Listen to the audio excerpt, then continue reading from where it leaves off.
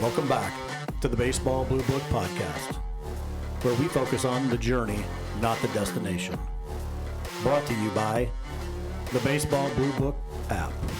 Are you in the book? And now, your host, Eric Wobanaw.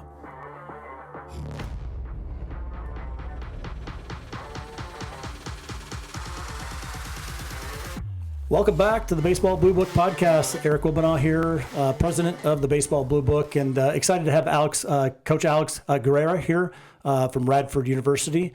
Alex is actually the new head coach there, also an alumni of the university. So excited to talk to him about kind of his the coach journey and baseball journey altogether. How are you, sir? I'm doing great, Eric. Thank you for having me on. It's exciting. Well, we and you're wearing a Met hat, which makes it even better.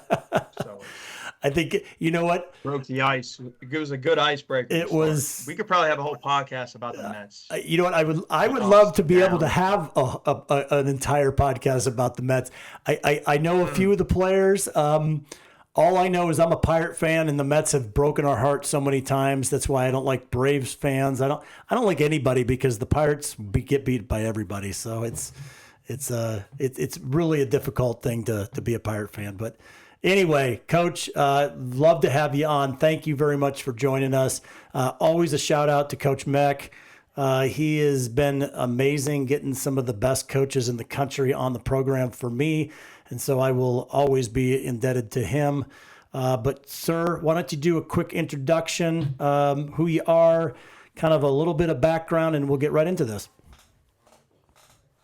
Absolutely. Well, thanks for having me, Eric. I appreciate it. This is great. I appreciate everything you do for baseball, growing the game, and just connecting people. So this is it's another great platform and a great room of people out there that just want to connect with other baseball folks. So.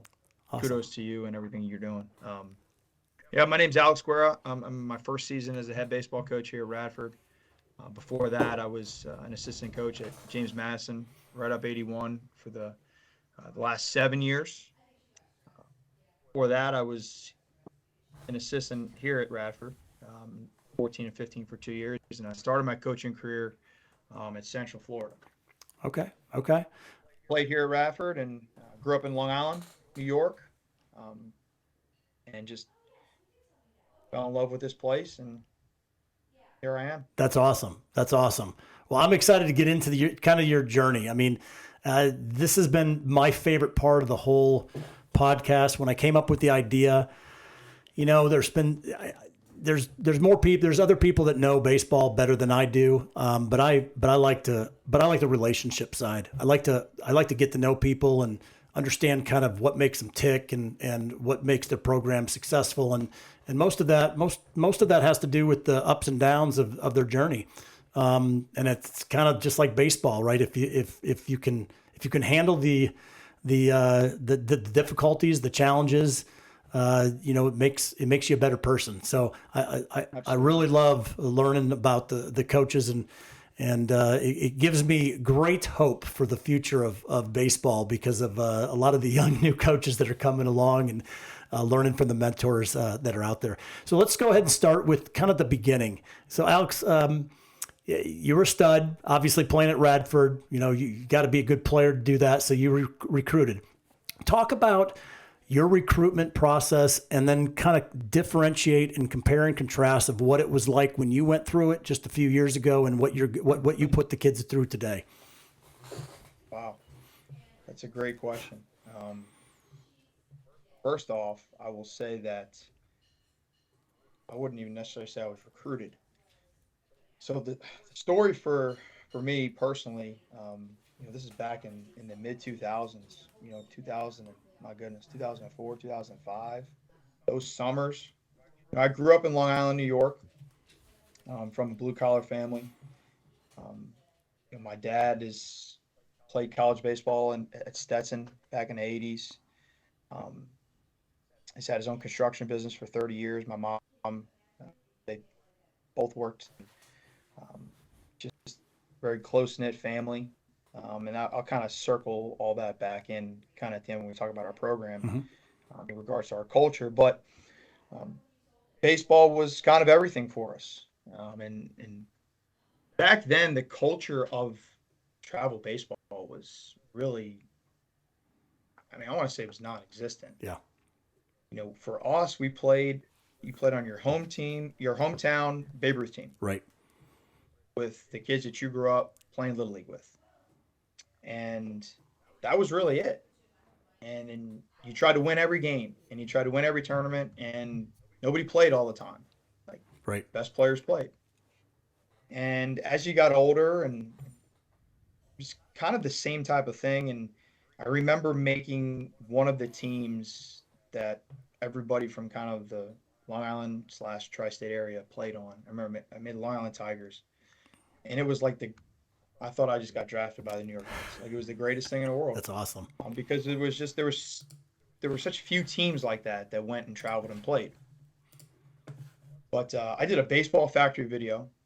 I played football in high school, so we didn't do fall ball. We didn't have all these venues and tournaments and um, scouting services, and obviously there was no social media at the time. So the opportunity to get exposure to um, colleges and scouts, it really wasn't. It wasn't at the level of way it is right now. Right. And did a video, and they sent it out to a bunch of schools. It's awesome. And I got a letter back from a Division III coach in North Carolina. His name was Brian McGee. He was the assistant coach at Greensboro College. I thought it was the coolest thing in the world. I went down there. I was there for 2 years. Had an opportunity to play in a summer league in Northern Virginia in the summer of 2008, and had a good summer. It was nothing crazy. And I had a bunch of guys on my team that played at Radford, and they were encouraging me, you should transfer. Next thing you know, I called my coach at Greensboro, said I think I want to do something different, experience something different. And our assistant from Radford came up to Northern Virginia, watched me play, and the rest is kind of history. Yeah. Redshirted for a year, which was the best thing that ever happened. I had to sit out because I was NCAA rules at the time. Yep. You transferred, you had to sit out. And that was really my recruitment. I committed to Radford. I didn't meet Coach Rakuya. I didn't know where Radford was. I didn't know where I was living. I had no scholarship money. I didn't even know what the field looked like. Right. All I knew is that it was an opportunity to play Division I baseball. That's awesome. With a coaching staff that was in there going into their second year and having the opportunity to kind of be the final piece to their first recruiting class. That's great. And I was just excited about kind of being wanted by somebody that was at the highest level of college baseball, and I was just excited about someone giving me an opportunity. It had to help that you knew a few of the players and building that bond over that summer, right? It was cool, yeah. There was 3 or 4 guys that were on that team. That's awesome. That were there already, so the level of comfort coming into the fall was a lot easier. Well, and it was tough though. I'm not gonna lie to you. Like, that first fall was hard. Yeah. Like, it was just and I think every player kind of goes through this, right? Like, when you get into a new environment, there's that level of like just comfort. Yep. And you're kind of settling in, and you're kind of you got a bunch of guys that have a personality that are all players. I think most players, they all have an ego. They all believe they're the best, right? Yep. And there's that stage where you're just trying to feel where you fit in. And here I was, for me, like, I was a Division III transfer. You could argue that it was subpar stats at a Division III school. Did I really belong? Like, there was those questions there mentally, and then it just kind of clicked for me. Just one weekend in the fall, middle of the fall, it just kind of all clicked, and I kind of believed that I belonged. And I think a lot of freshmen go through that. It's normal. Yeah. And they just got to kind of fight through it until they kind of hit their stride and they get comfortable with where they're at. So I definitely went through that. You know what? It allows me to. Well, it's funny that definitely. Sorry. Go No, ahead. no, no. I apologize. It's funny that you bring this up because it's an area that I haven't really talked to a lot of coaches about, and so I'm glad that you brought it up. You know, that transition. You know, we always talk about the transition of the quality of ball from high school to college, but you bring up a really important part, that transition from high school of people that you've known all your life, that you've kind of grown up with, to a new environment that you don't know anything about, with a whole bunch of studs and A personalities, like you said. Everybody thinks they're great. Feeling it out, kind of figuring out where you fit into the whole thing. And I don't know if high school kids actually understand that we all have gone through that, right? It doesn't matter who you are, doesn't matter how good you are going into this kind of strange environment, and there's a lot of big guys there, right? 4 years older than you that are real men now, and you're still kind of developing. So talk a little bit more about that and how you handle that. Yeah, it's, I think everybody handles it differently, but it's real. Yeah.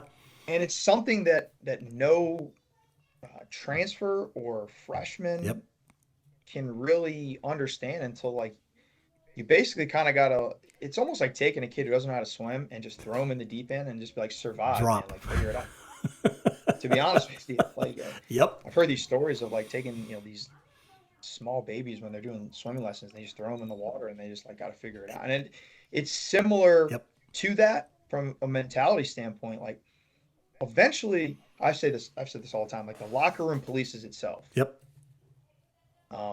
Your ego is going to get checked. Like, you're going to get called out on things. If you have the right culture and you have the right older guys, like, they're going to make you conform, and they're going to make you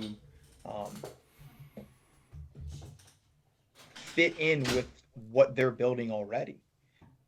And when you come from a place in high school where you're the man, you're the best player on your team, you hit in the 3-hole, you play in the middle of the field, most likely, you're the number one pitcher, you play the most, you have a lot of success, you don't deal with a lot of failure.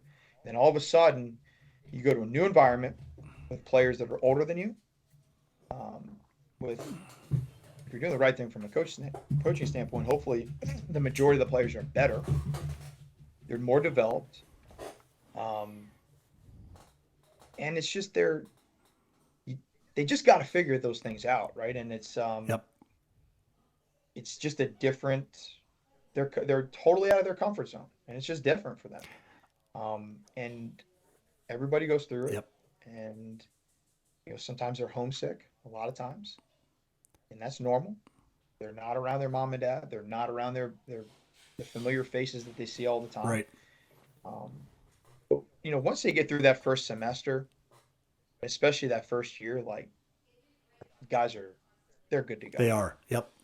It's funny. But there is a transition period. There is. And there have been kids that have said, you know what, like, I just can't do this. This is too much for me. And that's normal, and that's okay. Right. But it's, college baseball, period. I don't care what level. Division I, Division II, Division III, junior college. It's real, man. Players are real. Players are really good. Coaches are really good. And the competition is real. And if you have the opportunity to go play at the next level when you're a freshman, you're a graduating senior, you're going to become an incoming freshman somewhere, like, you better bring it. And big part of that is having the right mentality as well. It is an interesting. You bring up a lot of great points on player psyche, right? Because it has more to do with that than it does really the X's and O's or between the lines. Because, like you said, they all can play, and you gotta bring it. But it's the ones that really are able to kind of figure it out up here, up in their head, and understand that it's going to be different. It's going to take a lot more effort. I talk to coaches all the time, and they talk about the balance, the time management that is required at the coaching level or at the college level, right? They had no idea. You're up in the morning doing something all the way through school, practices, weight room, whatever it is, and it's you wake up and you continue to do it. So the time management, there's so many aspects of what these players have to go through, and the transition is huge. So you went from Radford, so you're at Radford after that's you sat out 1 year and then you had 2 more years. What happened then? What was the next step of your journey? So my senior year, I really enjoyed just having the opportunity to coach, I guess, in that type of role of like just helping those freshmen that came in. Okay. And I enjoyed the mentorship that just kind of naturally happened. Hmm. And baseball's been my whole life. It really has. I couldn't imagine baseball without it. So when I started kind of getting down that road of like, okay, what am I going to do next? Um, I I knew I wanted to stay in the game, and then once I realized that I wasn't going to play professionally, I felt like this coaching thing is pretty cool. Like I really enjoy making an impact on some of these guys and helping them as much as I can. And I was really fortunate to play for a head coach that was really one of the biggest things he always used to say to us is like, if I'm teaching you something, I want you to be able to go out and coach it, whether it be at a camp, whether if you're a coach one day. So I was really fortunate to be able to learn the little details of coaching when it came to all aspects of it. That's great. Wow. Infield play, calling an offense, Yep. um, managing a game, different drill sets offensively, team D stuff, and I just kind of like try to look at it from a different lens. Um, and just that year I sat out was great for me because I had a chance to sit and watch. I wasn't eligible to play, so you watch the decisions that the coaching staffs make. Right. And because you're not You see affected, how yeah, they you're not handle affected by it, so it's emotional. You're emotionless now, and you can actually that's actually exactly a right. great. Yeah, that's great. Yep. You're not worried about am I going to go in the Right. game? You're not going to worry about why am I not playing? Like all this stupid stuff that like players Yep. naturally goes through their head, right? But you're just so focused on like, okay, if I'm in this situation, what would I be Right. doing? But then it's like you kind of take another step back and say, okay, if I'm coaching right now, like, okay, why is coach doing this? Not questioning him, but just if I'm in this situation, what would I do? And I just felt like it was a really cool profession to be able to be around baseball. And I was fortunate enough to have someone who knew the coach down at UCF, who was another Radford Hmm. alum in Terry Rooney. So Coach Okoye hooked me up with him down there, and that first year at UCF was so valuable to me because I was the director of baseball operations, and then I really learned about all of the ins and outs of what it took to run a Oh program yeah. All, because I wasn't allowed to coach that first right. year. Right. So I'm doing a lot of stuff with the alums and the travel and budget stuff and just administrative things and dealing with people on campus, interacting with athletic directors and the right protocol for things. And it was just talk about the value of that year. I mean, it was huge. And then from there, I was 1 year ops, and then next year I was on the field, coaching first base and coaching the outfielders. And I got really lucky. Like I'll be honest with you. I mean, right place, right time with the right people, and I try to take advantage of the opportunity that I had in front of me. And I learned so much, from those 2 years down there at UCF, and met so many wonderful people, and had the opportunity to be around so many really, really talented players, but just great guys, like just great human beings. Those kids at UCF, man, they were a joy to be around, and they were pretty close in age. Like I just graduated, Right. Yeah. and the thing that I loved about those guys is that they respected the fact that I was a coach and I was a member of their staff. Yep. Even though we were close in age, like there was that line there where, they treated me as not a player, which was great.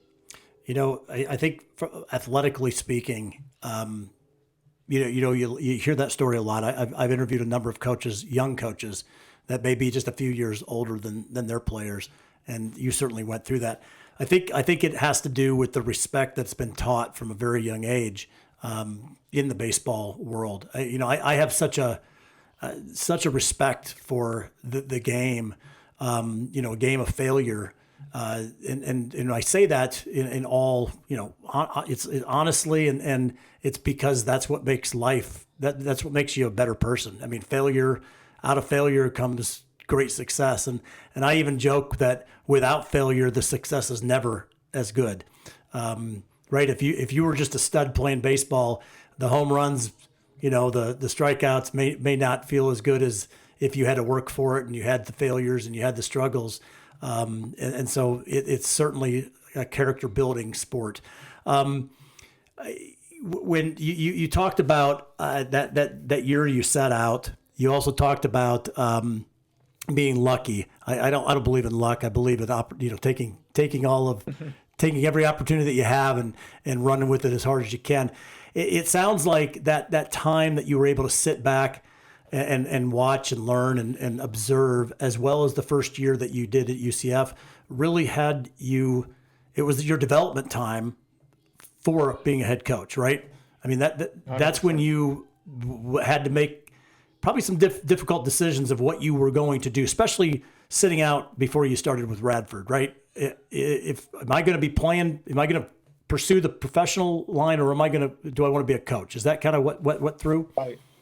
That first year when I sat out as a player, I had no choice. So I tried to use that time to the best of my advantage, right? Yep. So,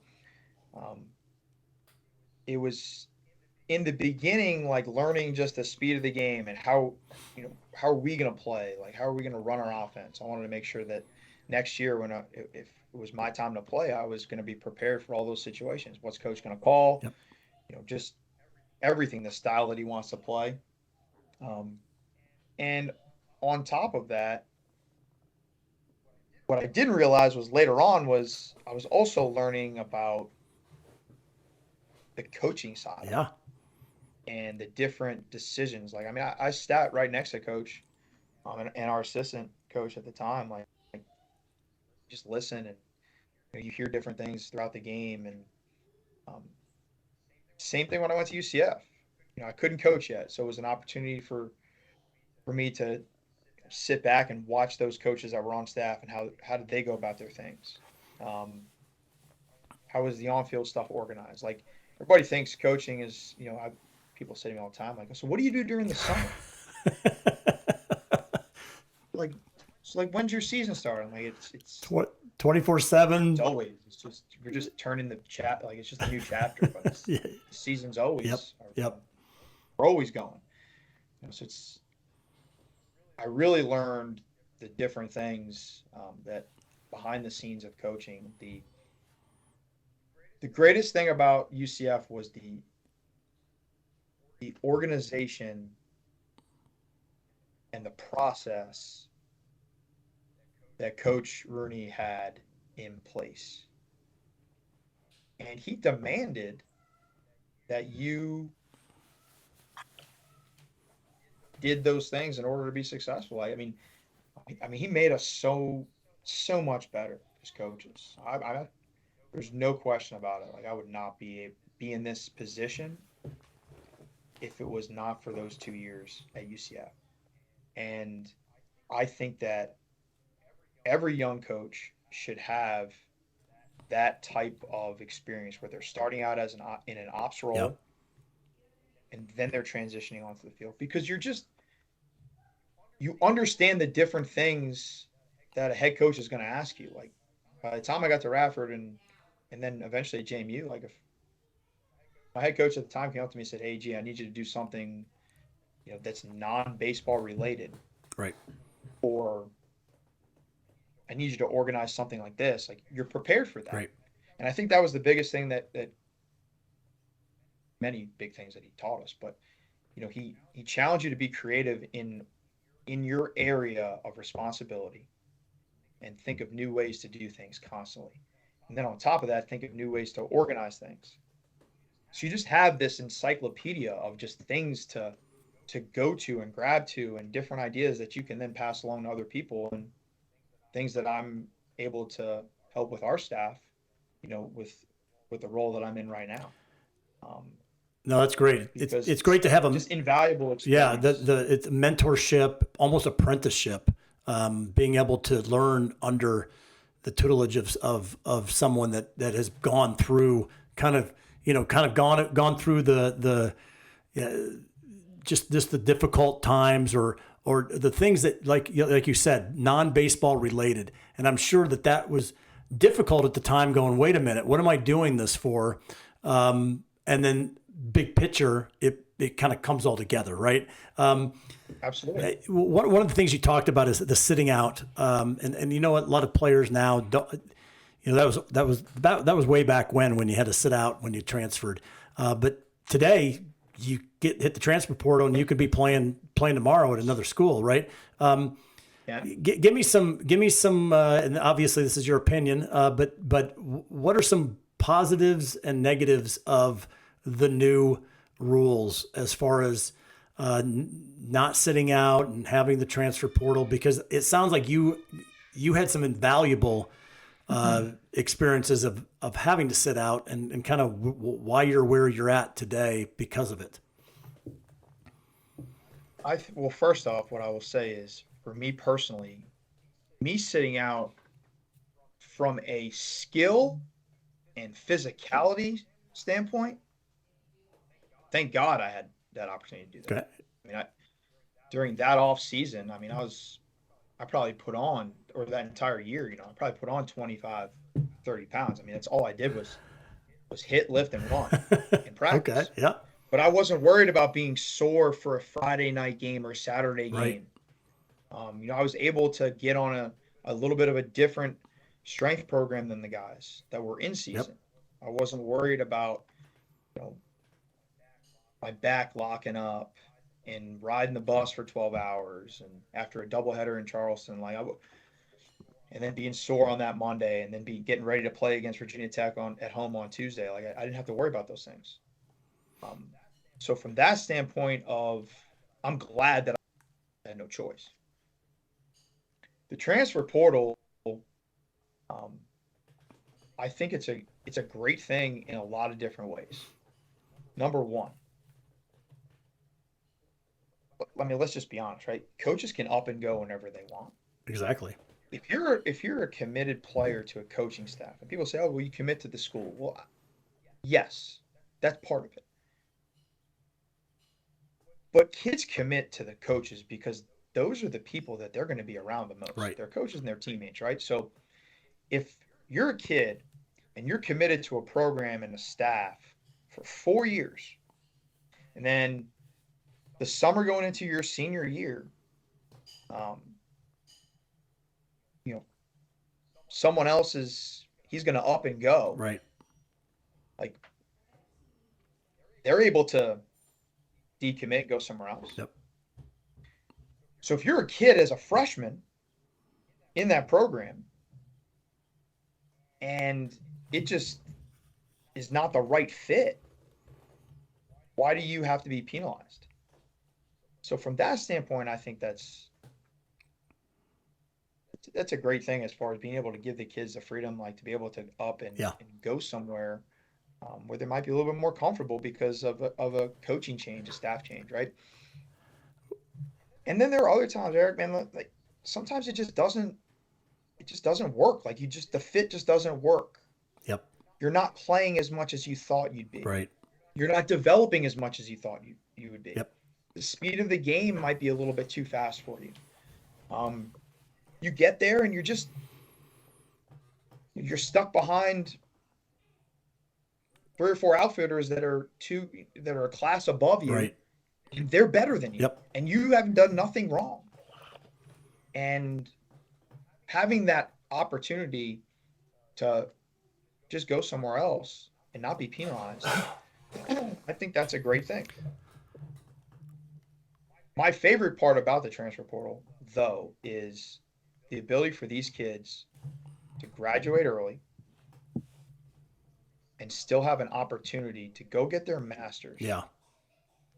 And play at a different program, if they so choose, and experience something different. We had a kid at JMU,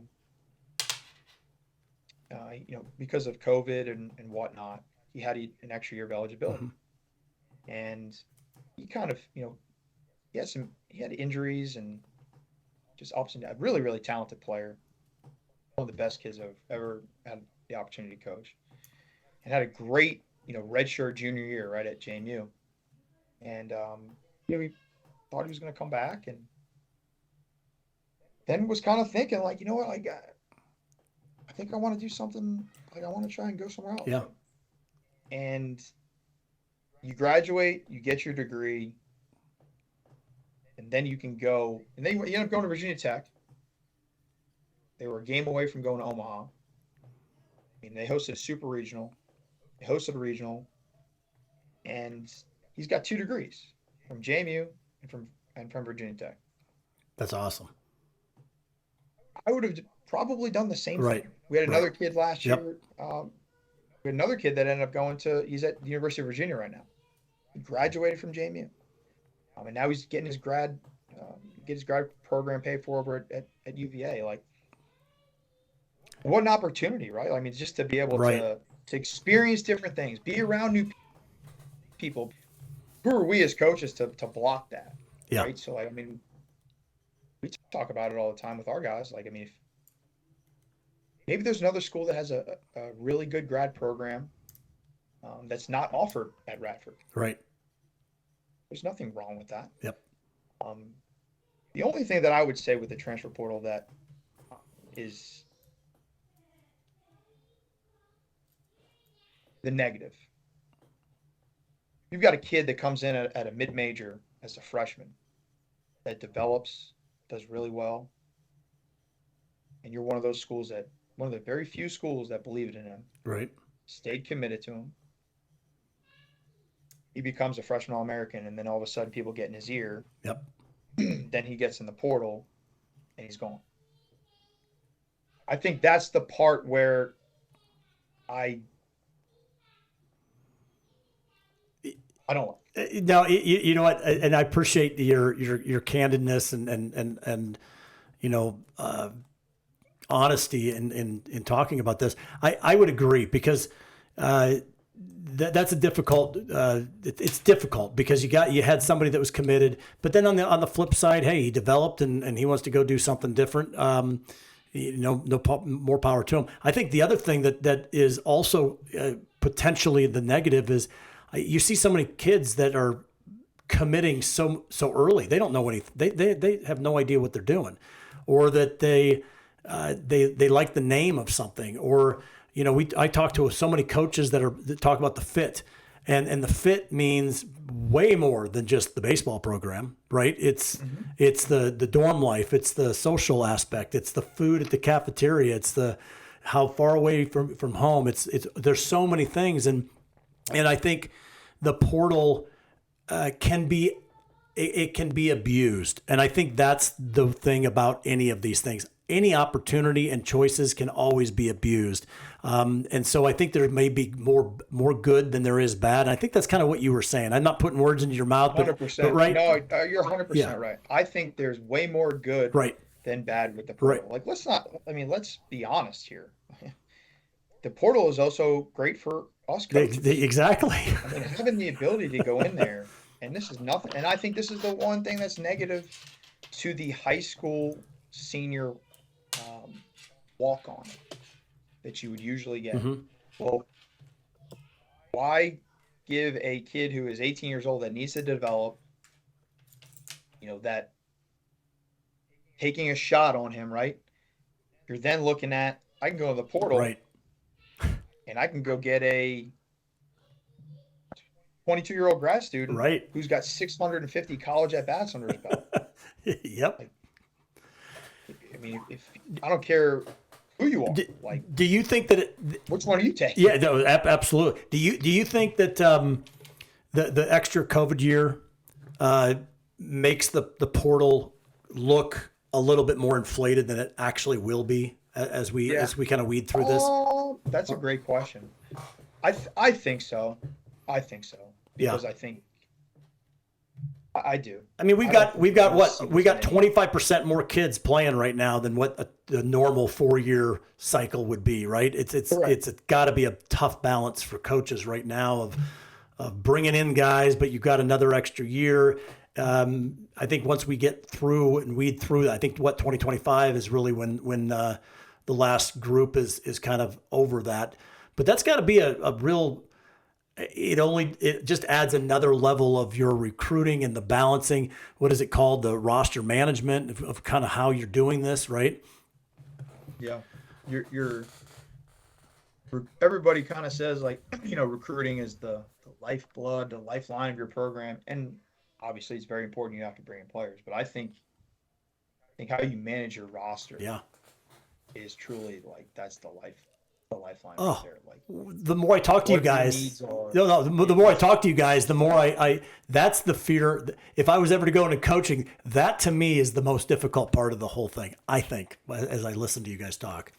It is that part is, and you know, for us, like I'm not talking about the kid that comes in as a freshman and becomes an All-American. Like I'm not worried about that because I know for us, we're going to treat the kids great. Right. We're going to develop them. Yep. They're going to have a great experience, and they're not going to want to even be enticed to go anywhere else because we've recruited kids that fit Radford. Yeah.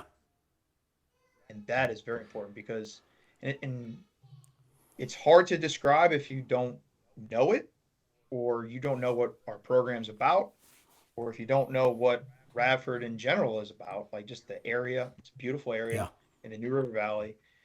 Um, but like a kid from a big giant city, it may be a little bit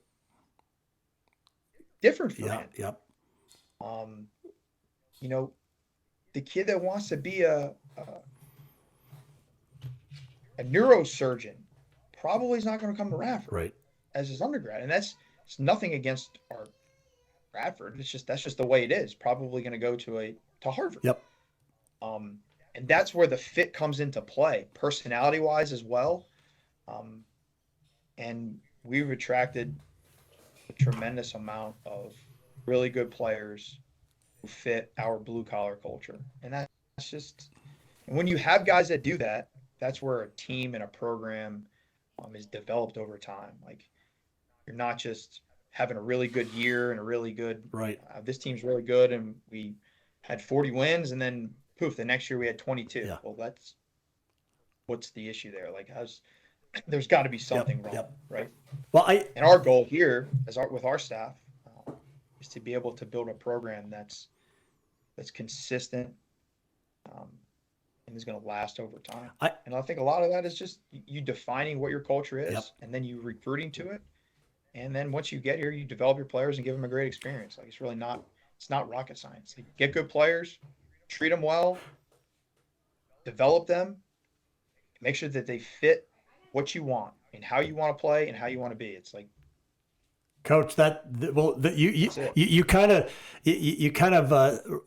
of summarized how to handle the portal, right? If you are recruiting the right people, the players are looking for the right fit, and you're all working to the same goal, the portal it shouldn't bother anyone. Like you said, if you have an All-American that comes up, they're going to want to stay, or if they don't want to stay, that's okay because it's not a good fit for them. I mean, I think it really comes down to believing in who you are, either as a player or as a coach, and going, this is who we are, this is our program, this is the culture we have, and if it's not a good fit, why would we want somebody to stay? Right? I mean, 100%. That's the other part of it as well. Like and I think that's the great thing about recruiting now than 12, 15 years ago when I was going through it, right? So you look at it, there's so many players that you're able to grab. When you think about it, like I was hired right around July 1st, June 29th. From that time until school started, and we had the ability to do this because we had open spots. We added 7 players. Yeah. From July 1st to August 15th. You talk about adding that many players in a 6-week period. There are guys out there that fit. Like I truly believe that there are 35 guys in the areas that we recruit each year that fit our culture, that are going to be great for Radford, that will love Radford, that we can develop and help put us in a position to win a championship every year. That's awesome. I wholeheartedly No, believe it goes back to that mindset and finding the right players. And you know, I've heard also a number of coaches talk about there's a place for every player. If you want to play college ball, there's a place for you. It's a matter of working through and doing your due diligence and figuring it out. Coach, we're running late, Yep. and I wanted to give you just a quick opportunity. Typically I ask the coach of two questions. Advice for players and advice for new coaches. And I think this is perfect because you're a new coach and I'm telling you, it's really crazy. I've had multiple conversations with coaches that this may be their first year, maybe second year, and they're alumni, or they're back at their alma mater, Yep. which is really neat. So first, kind of a player, just give them some advice of going through the process of finding their fit. You know, I think the first thing that you've got to be able to identify is really simply like the location of the school. Yeah. All these little logistic things, right? Location, size, do they have your major? You know, what kind of community is the school in? Like, don't say that you want to go and be in a small college, Right. and then all of a sudden you're going to visit Arizona State. Like, that doesn't make sense. Yep. Don't tell me you want to go to an Ivy League school, but then you're visiting everybody in the Big South. Like, that doesn't make sense. Yep. So just logistically, like, getting the right fit in the area of where you want. And then on top of that, like, you've got to go to a place that is going to support baseball, is going to have the things that you feel like you need to get better. That can be different for everybody. Right. Yep. For some kids, like, man, they're like, they got a cage and they got a tee and they got lights. I can flip them on and I can do my thing whenever. For other guys, it might be a little bit more, per your the way that you feel like you need to be coached. But ultimately, at the end of the day, like, it comes down to the people that you're going to be around, and your teammates. Yeah. You've got to make sure that you have the right feel for the coaches and for the players who are in that program. You can have the nicest pair of batting gloves in the world. You can play in the biggest stadium. You can have the coolest equipment deal, and you can hate your life every day. So true. You can have a miserable experience. So true. Or you could go to a small Division III school and not have anything that any of these bigger programs have or any of these other bigger schools have, and you could be happier than a pig, you know what, and you're going to be. It's so true. Because of the people that you're around. It's so true. And so I would say that. Yeah. That would be my biggest piece of advice for kids is find the right fit logistically of where you want to be. And then make sure that you're finding the right person. Yep. And people that you want to be around. Great advice. Because those are the people that are going to be impacting you through the next 4 years and helping you into the next stage of your life. Absolutely. And they'll be probably the next 40 years of your life, right? 100%. If you do it, if you do it right. If you do it right. If you do it right. Exactly. I mean, I've been out of college for a long time, and my best friends are still the guys that I play ball with. I mean, it's 100%. it's crazy. So last one is one piece of advice for some new coaches in getting that job that they're really excited about getting.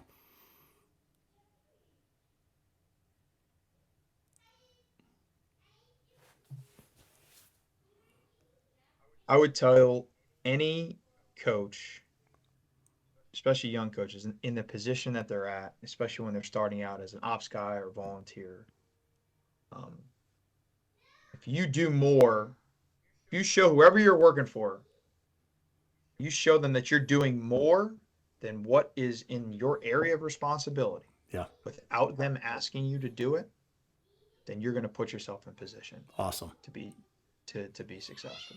And I mean, that was something I learned 12 years ago at UCF. Like, you want to be a recruiting coordinator one day? Well, like, as the camp coordinator, like, you better show me that you have the skills to do that. If you're the recruiting coordinator and you want to be the head coach one day, or a head coach one day, well, then you need to dominate your area and then do more. Yeah. And I think that that would be the best thing that I could. So that your boss can pick up the phone and call somebody else and go, hey, man, this kid does X, Y, and Z and more, and I don't ask him to do it. No, that's a great point. That's a great point. I was trying to find a tweet that I sent out, and it lines up with what you just said. But basically, it was the question of, if you're an assistant coach or working for a head coach, you should never leave the office without asking the coach what else is there to do. And my tweet was, a good assistant will already know if there's anything else, because a good head coach will lay out his vision from the beginning. Lots of ways to be successful. Micromanaging is not one of those. 100%.